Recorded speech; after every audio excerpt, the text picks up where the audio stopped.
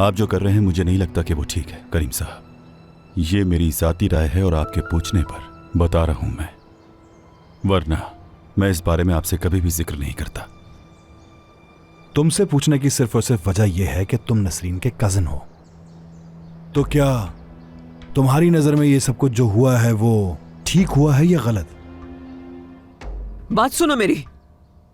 तुम और तुम्हारी वो चालाक बेटी जब से यहां आई हो तब से इस घर की मालकन बनने के ख्वाब देख रही थी। तुम लोगों की चालाकियों को मैं पहले ही समझ गई थी। मेरे बेटे को अपने जाल में फंसा लिया। तुम्हें क्या लगता है कि ये सब कुछ देख के मैं खामोशी से बैठी रहूंगी, कुछ नहीं करूंगी? देखिए, आपको सिर्फ और सिर्फ गलतफहमी हो रही है, ऐसी कोई बात नहीं है। खामोश हो जाओ।